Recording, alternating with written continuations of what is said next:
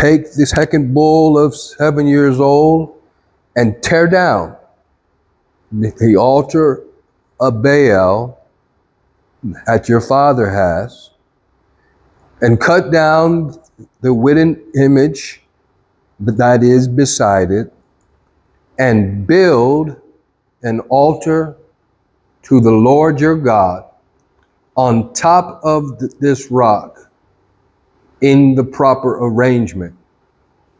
And take the second bull and offer a burnt sacrifice with the wood of the image which you will cut down. That's from Judges 6, verse number 25 and verse number 26. So there are two things which you and I are to do with our lives. It's to tear down and it is to build. It's not only to tear down false religion. It's not only to build up people by saying nice things. Is we must tear down and we must build. And we must do this in our own life first if we're going to help others. And then we will help others. And there will be a great reviving in Nigeria and throughout the world as people begin to do this properly. It's to tear down and to build. And so the first thing that I want to talk about is tearing down false religion and personal misconduct in our own lives. Is we can't tear down anybody else's idols until we have torn down our own. It's the Lord Jesus in the book of Matthew in chapter number 7 makes this statement.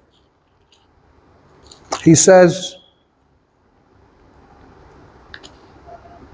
in verse 3, "And why do you look at the speck in your brother's eye, but you do not consider the plank in your own eye? Or how can you say to your brother, 'Let me remove the speck, the small thing, from your eye,' and look, a plank, a large thing, a beam that holds up a house, is in your own eye?" Verse 5, "Hypocrite, hypocrite, first remove the plank from your own eye, and then you will see clearly to remove the speck from your brother's eye." The Apostle Paul told Timothy to take heed unto yourself and unto the teaching, unto the doctrine. Then you'll save both yourself and them that hear you. We've got to deal with ourselves first. We have to deal with our own sin. And this tear down that God is talking about is to reveal the sin that is in your own life. It's in our own life, and confess it as a horrible thing. It's not a light thing. It is not a small thing. In the book of 1 John 1, in verse number 9, 1 John 1, not the Gospel of John, but it's over in the back. It's over near the book of the Revelation. 1 John 1 in verse number 9. This thing about confessing our sins is very serious business. I was reading something from Jonathan Edwards today, and he was talking about his sins being infinite upon infinite. And he was a holy man. He confessed his sins unto God as a horrible thing. And that got me thinking how it produces holiness as we take our sins seriously. It produces humility if we deal with our own sins first. If I'm only dealing with the sins of other people, I'm proud. I'm going to be proud. I am a finger pointer. I am looking at others and saying, I'm not as bad as them. And that keeps me and you from God, because it is self-righteousness. It's not the righteousness of the Lord Jesus. It's not good works. It's just condemnation. And the fall is happening unto me. I'm going to fall into the pit that I have dug with self-righteous digging. I'm better than others. He's a sinner. That's where I'm going in my life. But he says here in 1 John 1:9, if we confess our sins. Now, how horrible are your sins? Are your sins something easy to handle? Or do you confess them before God as a horrible thing? Do you look at the sins of others and that makes you angry? But when you deal with your own sins, it's a light thing. I had an issue yesterday with an older woman. She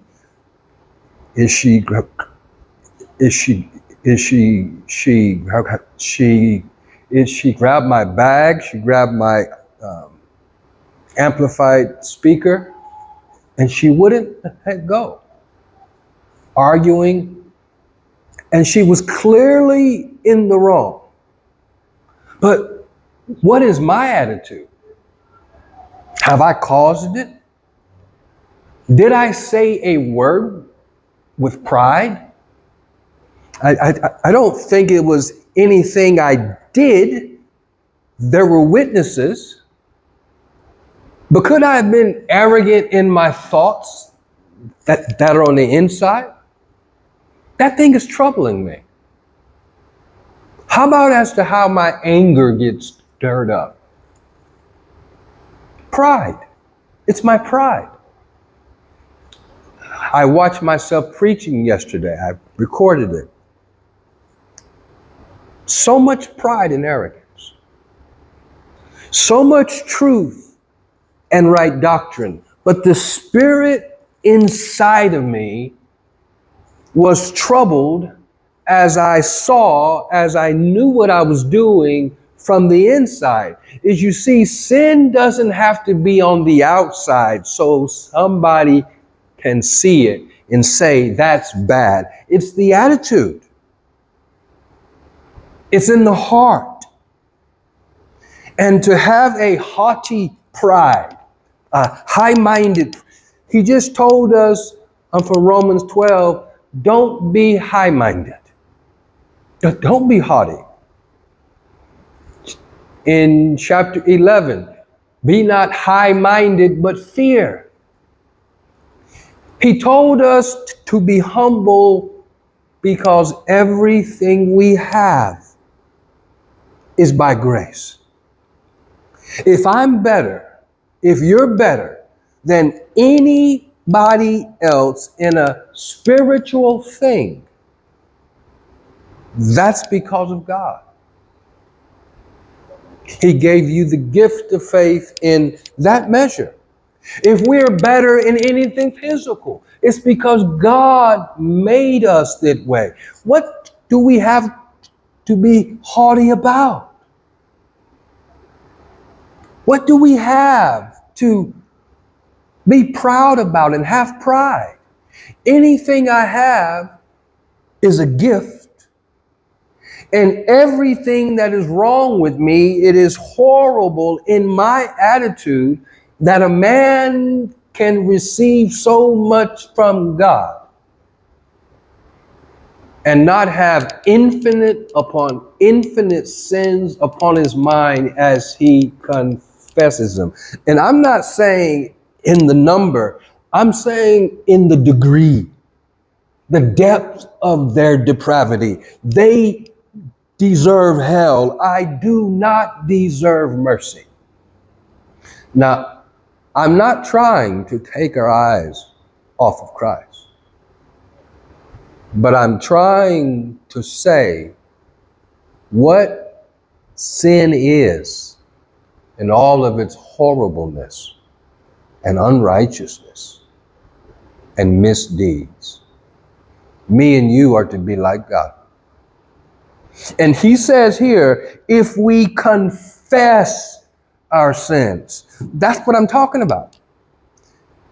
Is I have a friend that committed a crime against God and man. It was a horrible crime. It was a horrible thing he did. And I believe that he is a believer. But I'm concerned that he did not see the deepness of his sin in such a way that he would cease teaching, would hide himself, would cover his face with shame and seek after the mercy of God with a broken heart and a humility and a lowliness. And as I pray for him, I pray for two things. One, that the wound may be deep. Two, that the healing may be deeper. That's what happened unto me. I had to see the horribleness of my sin and confess that unto God. And then he said, if we confess our sins, he is faithful. That's the gospel. He is faithful. It is not that you and I are faithful to cleanse ourselves up, to clean ourselves up, to scrub ourselves with some type of soap, and to make ourselves unto be whiter than snow. There is nothing that we can do about our sins but to confess them. But he is faithful to change us and to improve us.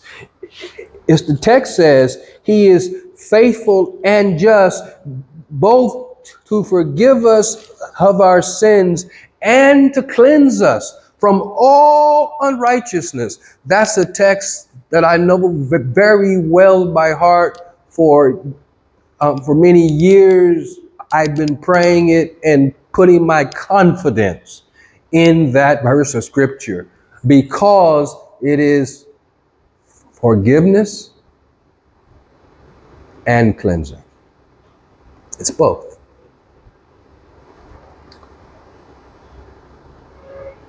And that's the faithfulness of God. that even though you are a big sinner, God will forgive you and clean you up. He will change us by the blood of Christ. He spilled his blood. He laid his life down so that sinners can be forgiven, so that God can forgive. Because he delights in mercy. And he delights in cleaning people up. It's in the book of Micah in chapter number 7. That is near the end of the Old Testament. It's after Isaiah. It's after Daniel. It's after Jonah. It's the book of Micah in chapter number 7. And I'm kind of moving into my second point in just a minute. But it says in verse number 19, he will again have compassion upon us, even though we don't deserve it. Even though we are unworthy sinners, even though it takes a long time, sometime, for God to clean us up. I may have to confess my sin over and over. These things that I was dealing with last night, this morning, all day today, I'm confessing my sin. The horribleness of my pride. And this isn't something that is going to be healed in a moment. Healing does come and with its joy. But sometimes if we need to confess sin for a long time and to dig down deep and to see what we've done and to look up under the engine. If you buy a moto, are you going to check under the engine? Are you going to see what's there? Because even if the car looks nice, Mr. Adesi is interested in buying a car. Even though it looks nice on the outside, you're going to check that engine with a mechanic to see if it runs right or not. Because it can look good on the outside, but up underneath that engine, it could be broken. And our sin may seem small, but you get down under the inside, you lift that engine up, and it's putrid. It's filled with worms. It's disgusting haughtiness and pride. It's an ugly thing. It's a bad person that's revealed.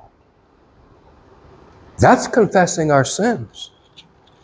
And he will again have compassion on us, even though he chastened us, even though he sent us out, even though he rebuked us by his word, because it says in verse number 18, he delighteth in mercy.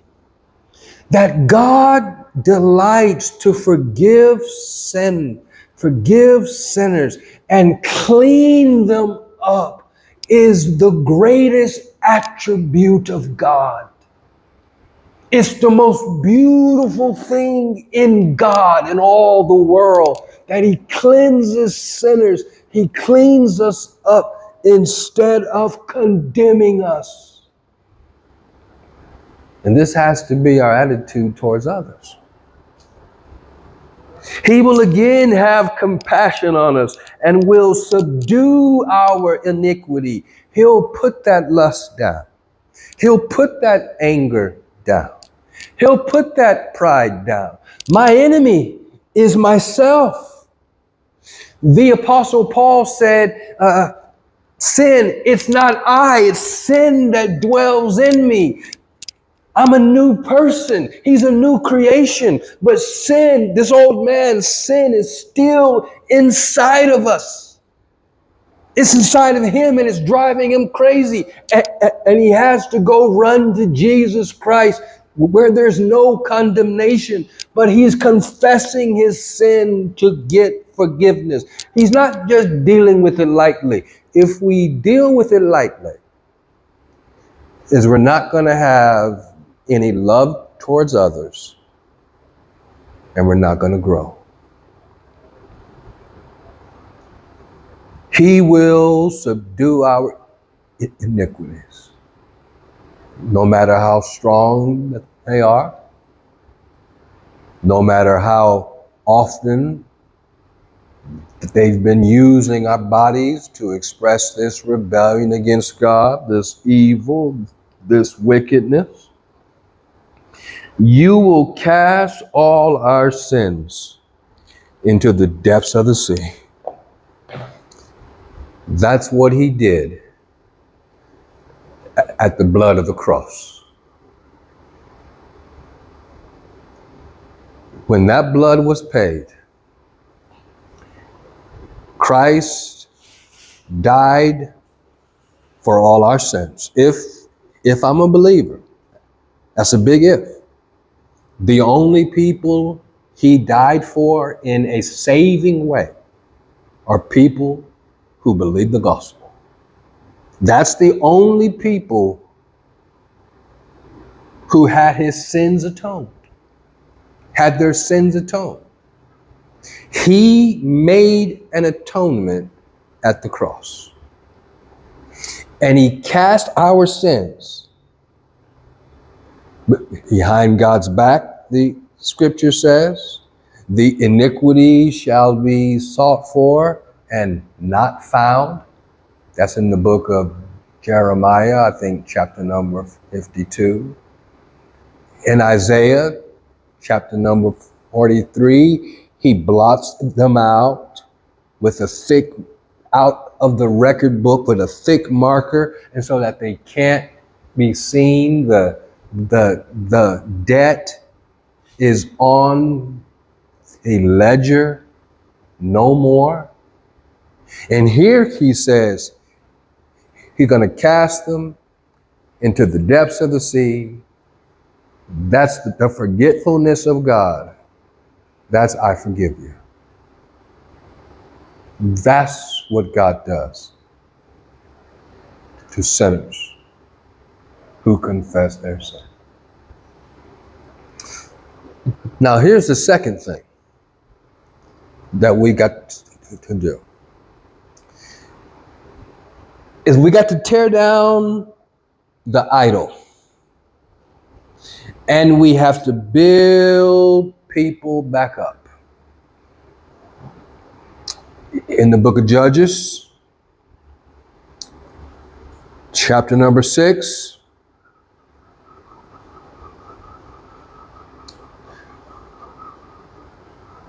verse number 26, and build an altar to the Lord your God on top of this rock in the proper arrangement, and take the second bull and offer a burnt sacrifice with the wood of the image which you shall cut down.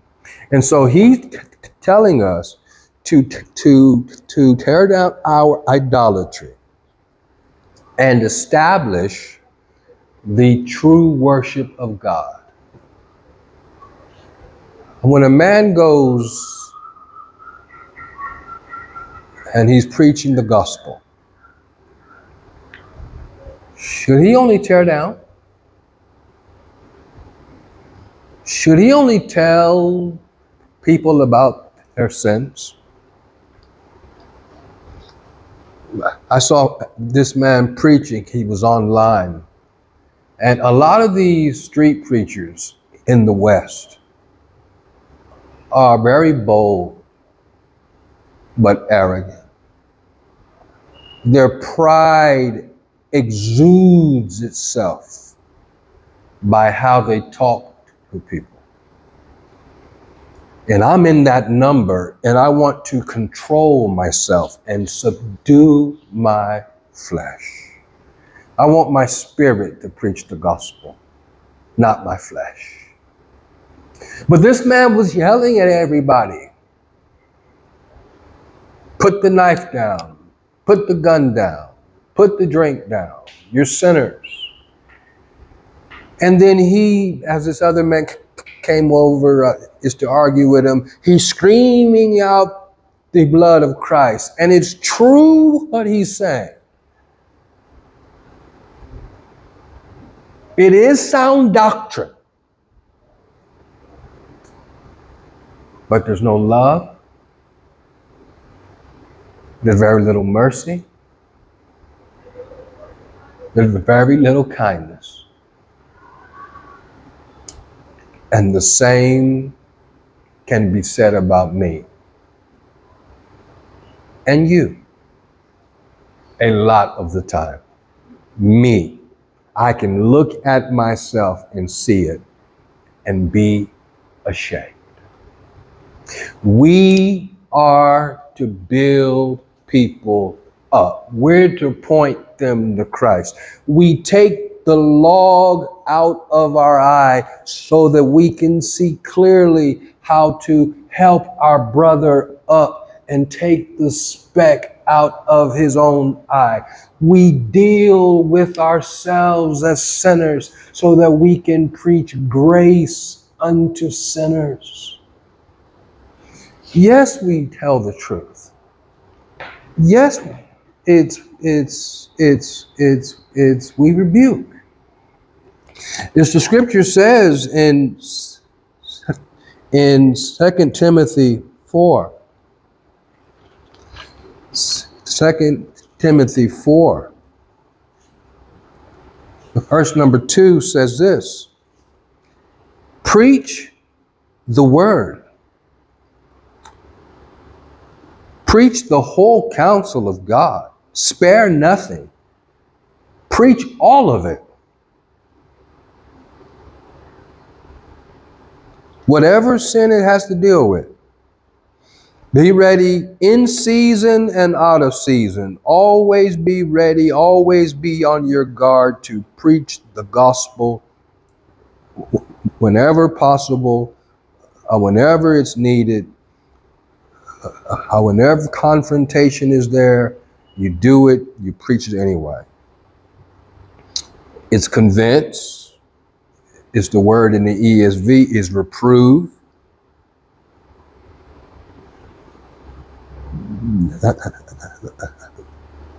It's rebuke. It's reprove means you're doing it wrong. It's rebuke means you are wrong. Exhort means come up from doing wrong and do what is right with all long suffering and teaching with patience. How am I working on my patience? In prayer. I'm going unto God and say, God, make me a patient preacher. Hold down my anger. Make me hold my anger back and subdue my tongue and speak that which is right. It doesn't mean that you don't deal sharply with sin and sharply with people. Paul told Titus to rebuke them sharply that they may be sound in the faith. There's a time for sharp words and a sharp attitude, even a rough attitude. John the Baptist, even our Lord Jesus, as he's dealing with the Pharisees. But the attitude of the Spirit is patience in teaching, because only God can give you the knowledge of the truth. It's patience because you know yourself and how hideous you are. And it takes the grace of God to lift you up. And you know how ignorant you've been so many times. I've read this Bible and not seen things that I should have seen. Things that are crystal clear now. I can see them now, but I couldn't see them then. And arrogance and pride is a blinder that holds us back from seeing the gospel. I'm saying we are not to condemn people. Our Lord Jesus didn't come into the world to condemn, but to give his life as a ransom for many, so that whoever believes on him might be saved. He's coming back to condemn. He's coming back to judge this world. But right now, he's preaching peacefully unto sinners, and he's wooing them to himself. He's bringing them unto his bosom. He's calling out their wrongs that he may heal them, not smite them. And we have to preach the way that we have received it. And if we have obtained mercy, it's the easiness, it's the gentleness of God. He is rough in his chastisement. He is rough in his rebuke at times, but he's gentle in healing mercy, and his attitude towards us is love. What is our attitude towards sinners? I see people online who all that they do is point out the faults of others. They are discernment ministries, but they don't discern themselves because they never preach the gospel to the poor sinner. They point out his wrongs and they laugh at him, and they may rebuke him sharply, and they may have a stern voice that seems so pious, but there's no gospel in their preaching. There's no love. It's all that everybody else is wrong. And what he's saying may be right, but we are to tear down and to build up. I'm to tear down his false doctrine. I'm to expose it, but I'm to build him up in the preaching of the gospel. I've got to give my gospel unto the sinner. I can't just give him his wound and laugh at him because his healing has not happened, and I've been healed and I'm right with God. That's not the attitude of a godly character. Me and you are to be like God in our preaching and in our attitude. And the Lord Jesus said, "Be you perfect, even as your Father in heaven is perfect." You and I are to be like God in our attitude, in our character, in our love, and in our words, and in our message. We're to preach like God. We're to love like God. We're to build people up by preaching the gospel. Would you like for me to come in here and only preach a condemnation and preach rebukes? Or do you want to hear a little bit of gospel in that sermon? How about God? Do you want him to only expose your sins, or you want the healing comfort of the gospel? How about everybody else that we're talking to, that we're dealing with? What's our attitude towards them? You see, I have a person that I need to forgive, and I recognize that. And rather than just say, well, I forgive you, because it's hard, and I don't want to be a liar, and I don't want to pretend, and I'm praying about it, and I'm churning, and he's turning me. But I had to tell this person something you did is wrong. And I want to have a conversation. And even if the person never repents, I'm going to forgive them. But it'll make it a whole lot easier if they repent and turn, and it'll help them change their life. I can't just have an attitude of no mercy, indifference.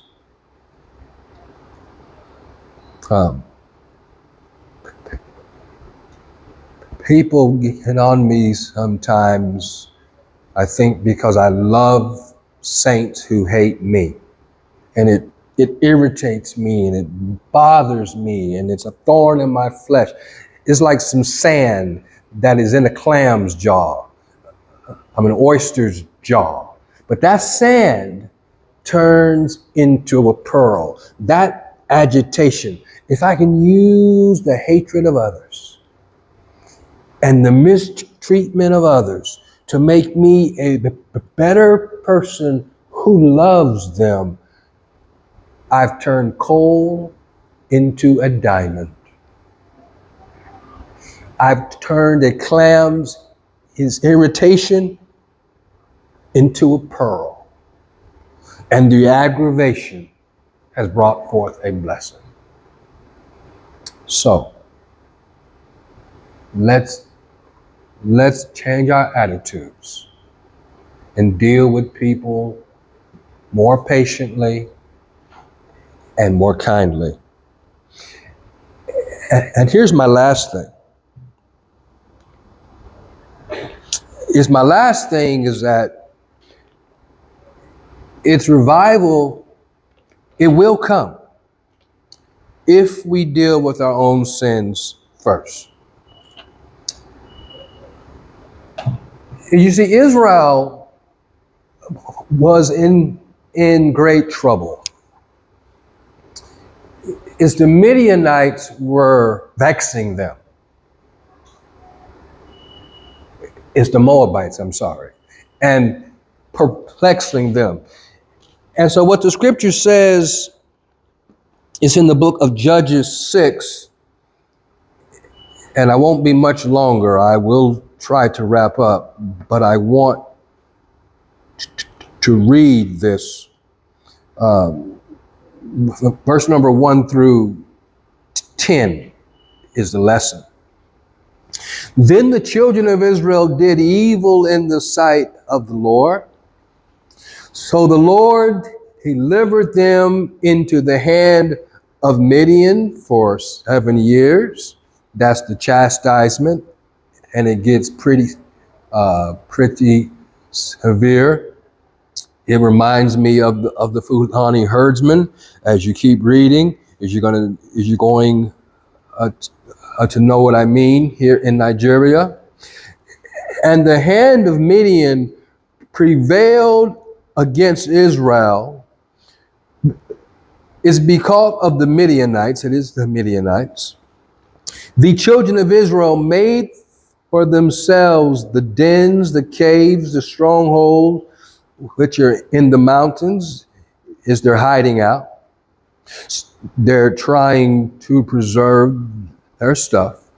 So it was whenever Israel had sown, had planted a harvest. This is what the Muslims do here in Nigeria, particularly the Fulani.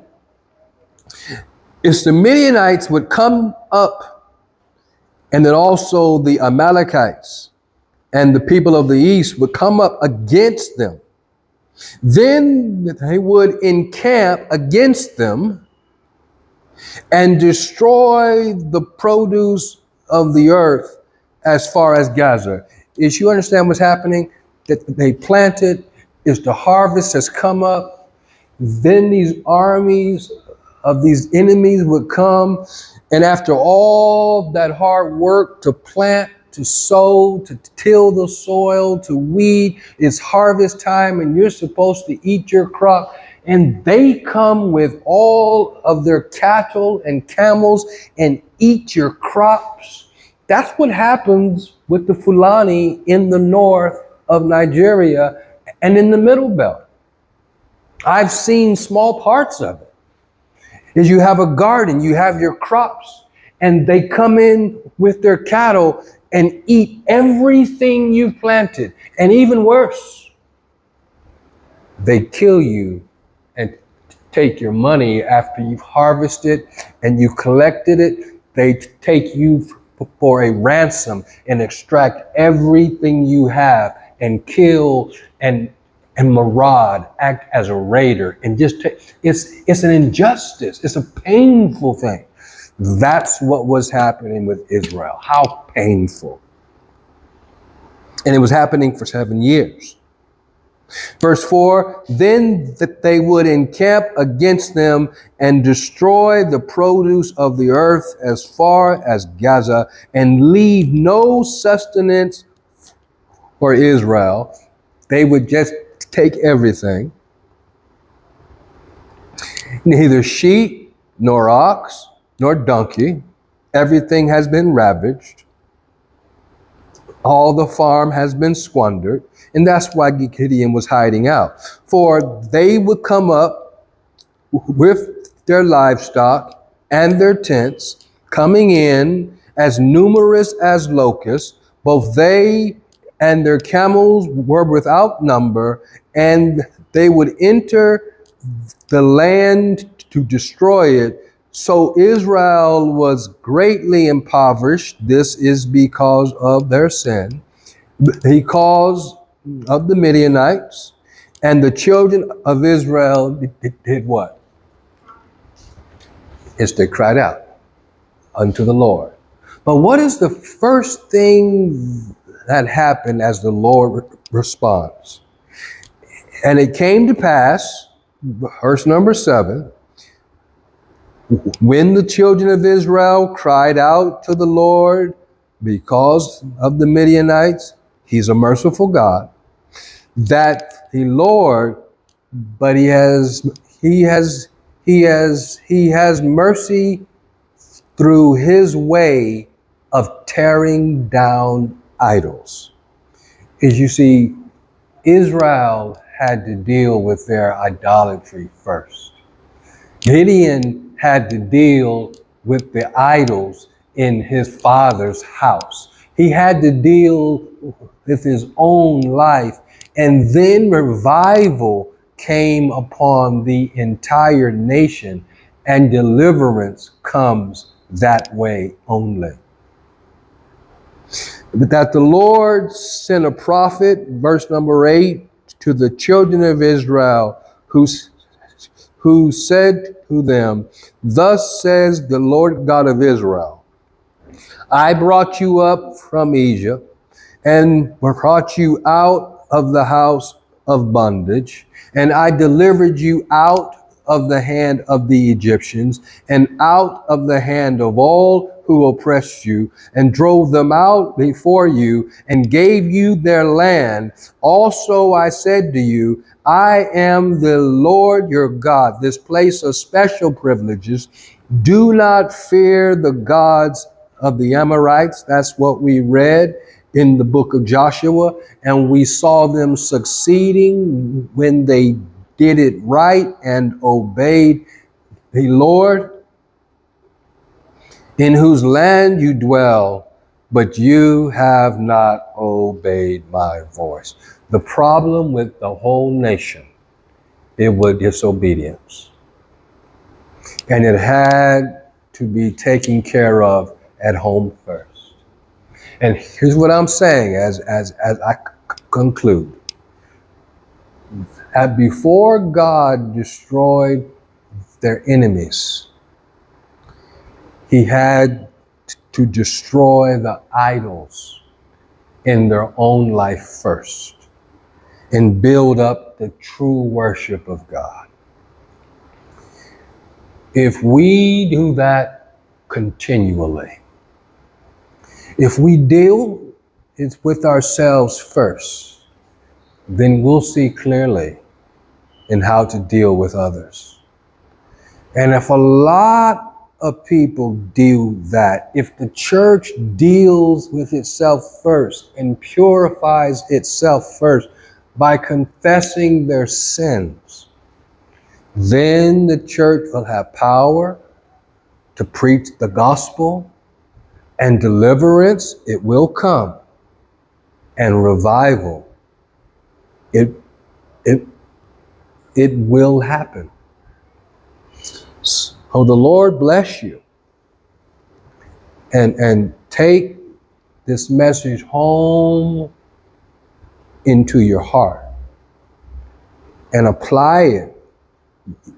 You apply it unto yourself, and you get the repentance that you need and I need, so that we can preach the gospel faithfully, so that we can love people, so that we can walk uprightly, so that we can give honor unto the Lord. Let's pray with some thanksgiving.